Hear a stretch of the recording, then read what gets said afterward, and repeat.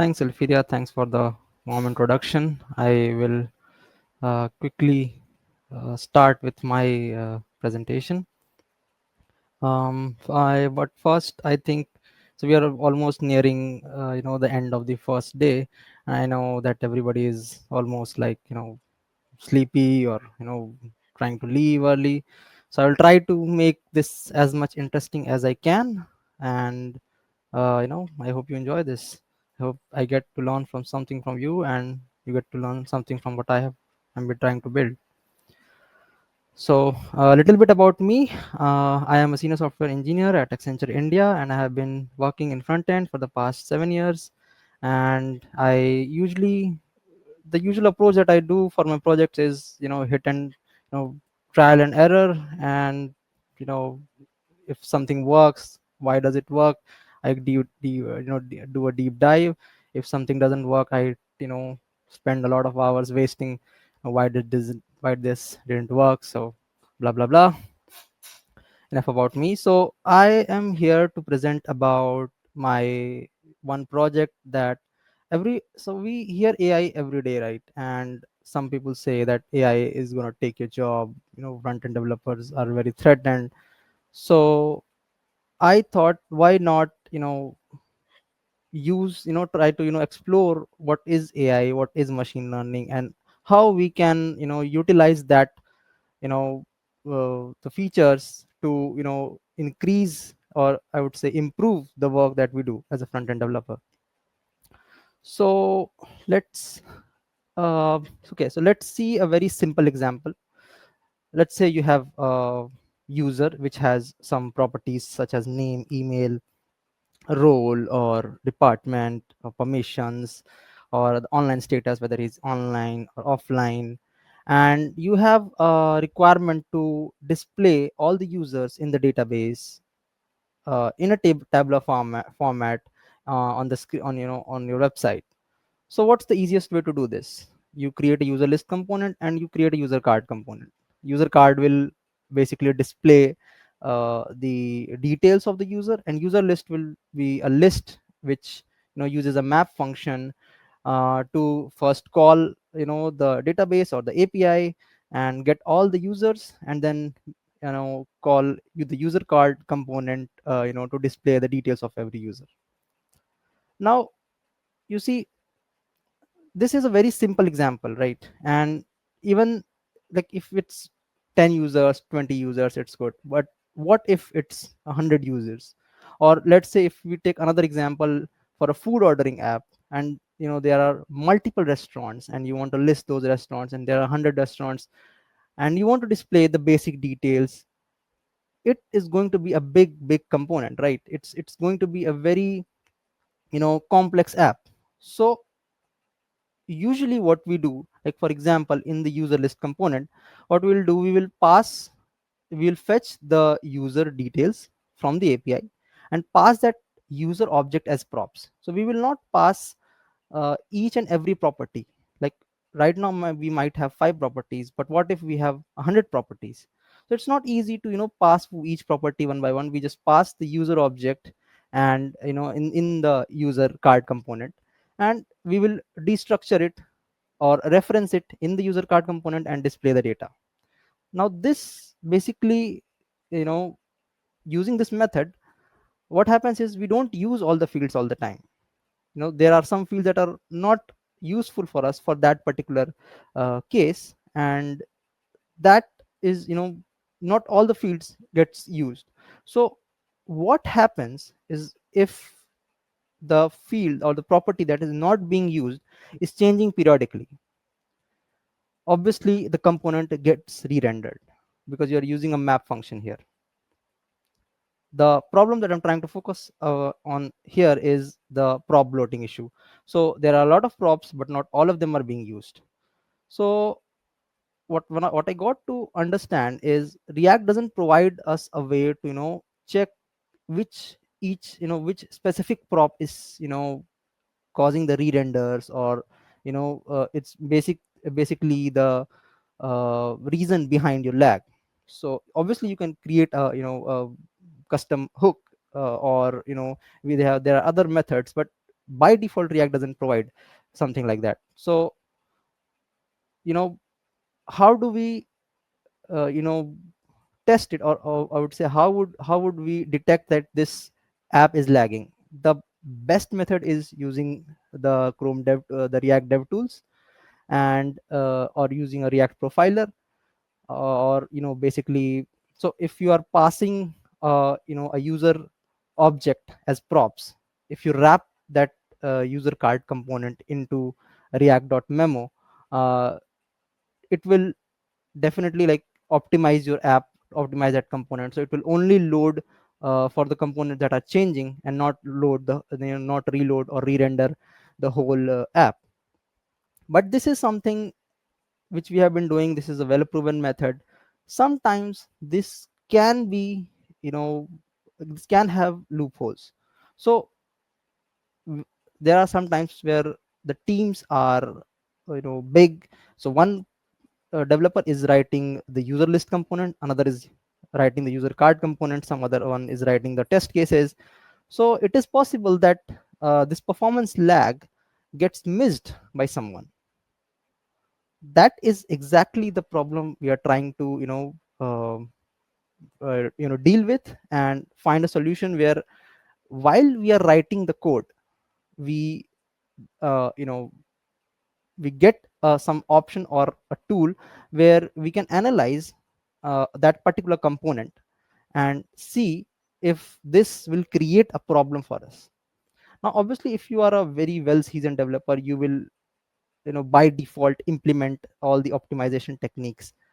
But just in case, if the person who is working on that project at that time doesn't know a lot of things, and they don't put the right logic behind it, that might create a lag that gets caught very later on, which is not a very good thing. So in this talk, I would only cover about one problem, and which is prop bloating. So too many props, not all of them are used, and how we can use our AI tool to basically analyze our component and suggest a solution based on how that component is created. So this is a quick flow. I will go through the code very soon, but just to understand the flow, we have created one React component. We have an analyzer script that will analyze that particular React component and convert it into a structured JSON data.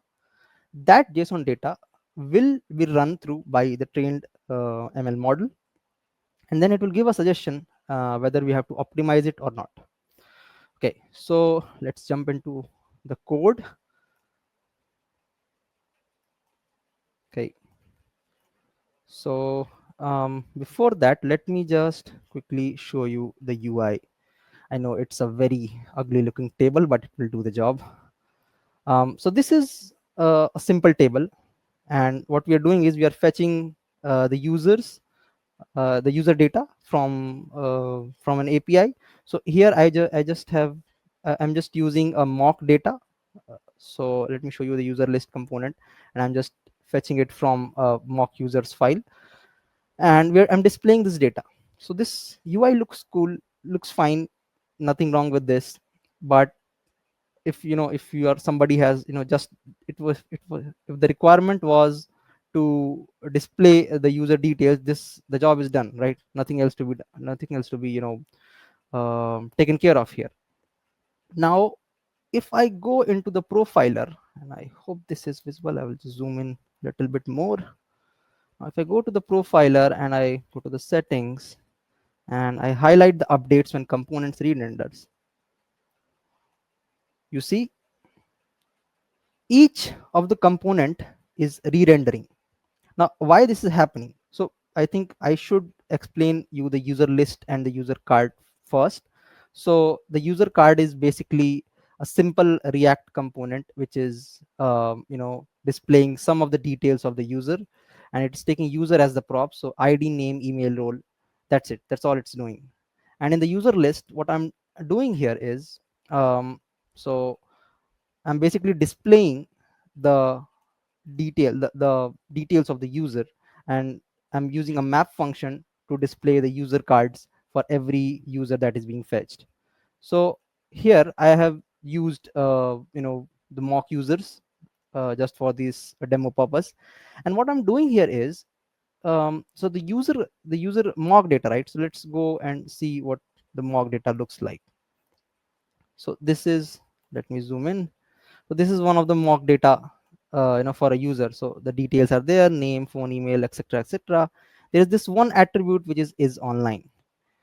And here, if I go to the users list component, what we are doing is we are just picking the user ID 2 and 3, and we are changing the is online status. So very practical example that can be done, that happens in other cases as well. Like for example, restaurants in a food ordering app, sometimes the restaurants is available and is delivering food, so you will see the status. If it's not delivering food and you search for that restaurant name, it shows that the restaurant is currently offline, something like that, right?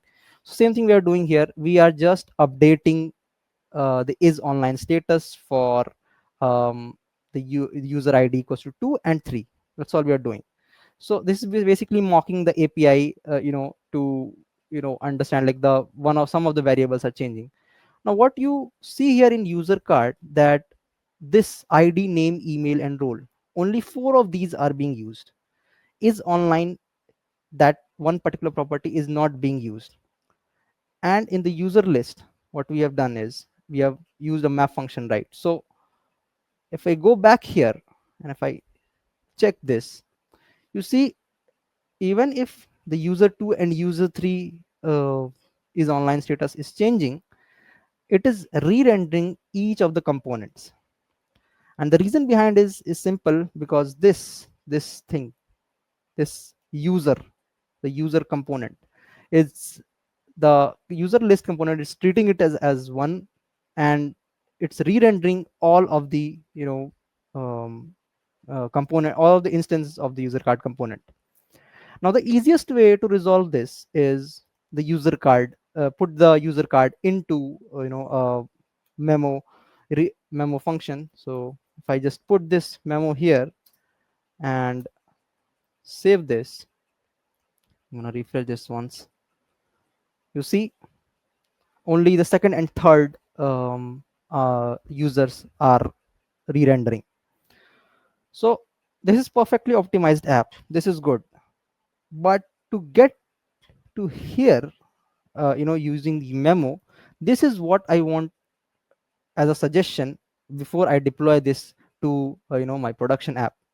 So let me first show you the demo what I have done here, and then we will go through why the setup is done. So let's say we go back to the earlier version, and the user card now doesn't have a memoization, and it doesn't it's only displaying 4 of the properties. It's not displaying the property which is changing, and in here, in this case, that property is online. So in the user card, okay, so let me show you what my tool is doing. So I'll just first run the you know the output, and then I'll explain what I have done here. Okay, so I'm just running a Python script which is basically checking this user card component, and it will be giving a suggestion based on what's happening. So if I run this, okay, let me zoom in a little bit. Yeah, so you see this, we have a props received equals to 9, we have props used equals to 4, and is memoized is 0. So what this basically means, these are like custom variables that I have created. Now I'm using prop types here. So basically it checks for, it's like a check for all of the uh, properties that the user can have. So here there are a total of 9 properties, and here what we are using is 4 of them. And what our AI tool, or you can say the CLI tool that we have created is doing is, it's checking these props received. It's checking whether it's the component is memoized or not, and according to that, it's giving me a suggestion, or you can say a suggestion output, that a prob bloating detected, suggest using React memo. So now if I, let's say I wrap this in react.memo, what happens then? Let me save this. I'll clear this out and I'll run the script again. Now the props received is 9 4, but the memoized is 1. Now I'll tell you what's 0 and what's 1. So 0 is basically not memoized, which is false. 1 is true. Simple, nothing more on that. So once the the analyzer checks that the user card component is memoized, it will suggest this, that memoization is present but prop bloating detected. Consider reducing unusual or unstable props. So basically we are checking for prop bloating in this AI tool, and what we are doing here is, we are trying to get a suggestion before we deploy anything, to understand whether our component is a good component, or if there is a memoization possible, or whether it's some optimization can be done. Now there are hundreds of ways to optimize the React app, right? We are just focusing on one thing, which is memoization, and the other thing is, the issue that we are trying to fix is prop bloating. Now what I have done here is, let me close this and let me open our training model. So I have used a decision tree classifier for training our model, and so okay, let me first show you how the model is created. So this thing, let's focus on this. So I have created a sample log for how the data will be created, like how after the analysis what the actual JSON data will look like. So if it will check for props received, basically it checks for the number of props that are received, the number of props that are used, and is memoized, so if the component is memoized or not. And once that is done, it trains on that. It checks basically if you have 9 props that are being sent and 9 of them are utilized and the memoization is done, then the component is already very optimized, so you don't have to do work again. Let's see that as well. So let me modify this user card. I will just copy paste all these properties here. So yeah, and then if I run the tool again, me run the tool again, it will check for the prop received, props used, whether it's memoized or not. Component is already optimized.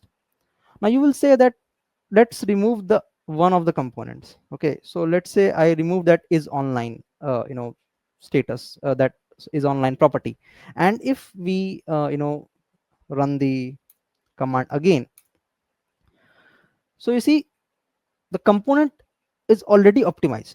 So in this case, like for example this one, the one that we are seeing here, this is a typical example of this is how React works, and it doesn't allow the user card, all the user cards to re-render, and it will help the so the basically the use of this tool is to know whether you are the oh, okay, I think I have not saved this, sorry. Yeah, so the props received, props used, and memoized. So we will have still the possibility that is online is re-rendering, but since this is memoized, it will not re-render the whole list, and it gives you a suggestion of memoization is present but the prop bloating is detected. Consider reducing unused or unstable props. So this is just one of the checks that I've added, and I'm still working on this AI tool to make it more better, but you get the idea, right? It's just to analyze a new component that you create, use the prop types, which is mandatory here for this scenario. I know TypeScript has its own way of determining the types, but for .js projects and not the TypeScript projects, this is one of the ways that you can use this tool to understand, get the details, or I would say get the analysis of your component. So I'll just quickly go through the training model. So I'm using a decision tree classifier, which is one of the uh, machine learning models which are used to train your model. There are many others, like I think there I think it was there was some um, XGBoost or forestry classifiers or something. But I think this is one of the simplest and the easiest classifier to work with. I think it's just a bunch of if statements, if and else statements wrapped together. And I'll show you the react opt.py, which is the script that we are running. And so in the train.py file, which is where we are training the model, we are training the model and creating the model files and the scalar files, and then loading it into the react opt file, which is basically the analyzer.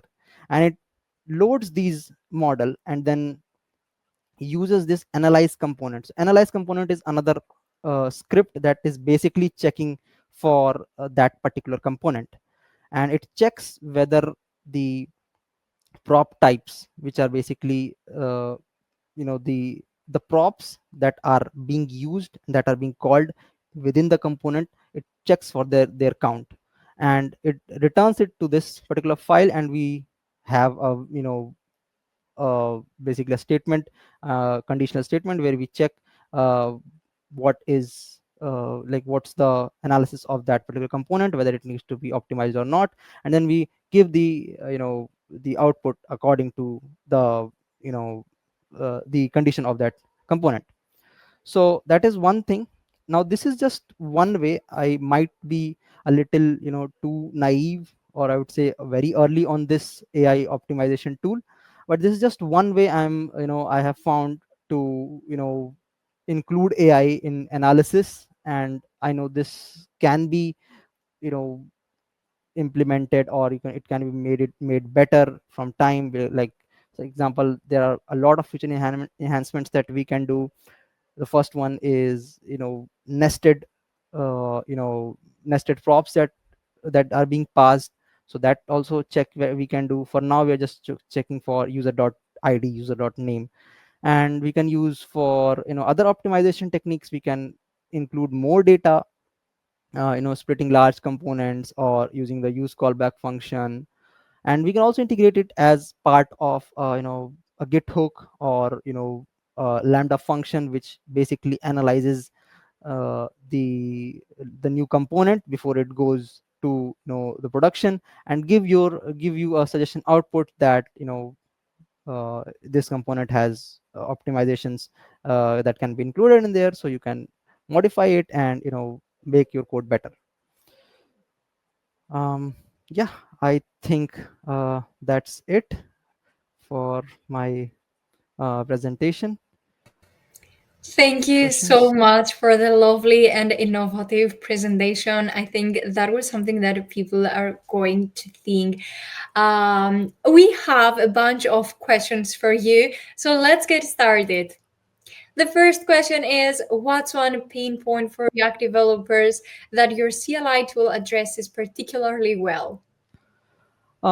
Yeah, so I think for React developers who are starting, or just trying to develop new code, it's basically whatever. If you're not aware of the optimization techniques, now React has a lot of optimization techniques. Like, you can use callback, you can use memoization, you can use a lot of other things, but not everything is known to every React developer.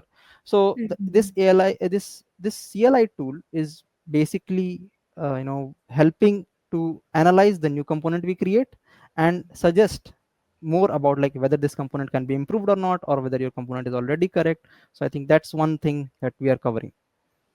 Amazing. Another person is asking, how accurate are the AI predictions compared to manual performance analysis? Okay, so when we are talking about accuracy, so right now I'm testing this with only with the sample data. So the accuracy is might be correct, might be wrong. So it's like manual performance that we are doing for many years now.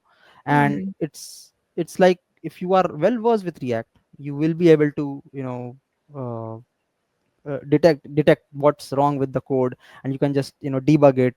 But using this AI, it's like an evolving tool. So the more you use it, the more you implement more features, it will improve the accuracy. Yeah. We got that. Thank you. Another person is asking, what types of optimizations does your tool recommend most frequently?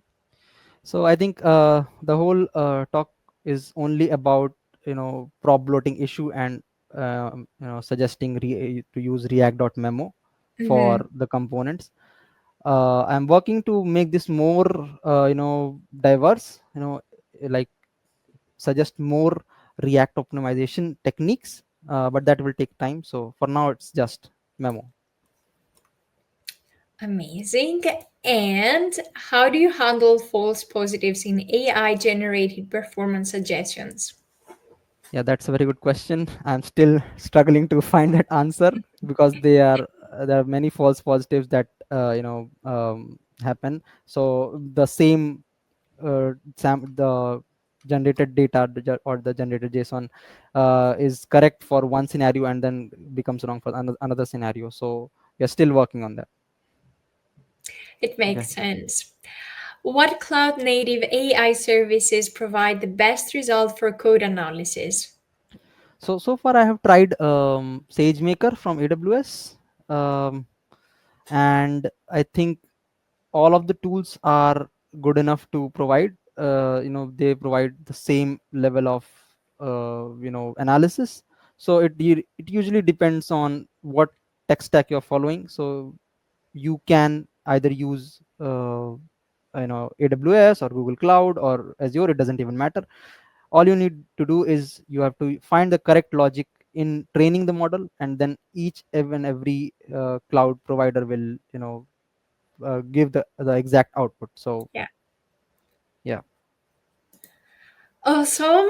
And another person is asking, for developers new to AI driven optimization, what's one benefit they will notice immediately when using your CLI tool in their React projects? So one big benefit is, they once they write a code which they think is perfect, they can just directly run it through the CLI tool. And once they run it, they will see that even if they find their code much optimized, they will still have the opportunity to optimize it even further to make it even better. So that is one thing that we are focusing on, to improve, to give the suggestion to the developer who are using this. Yeah.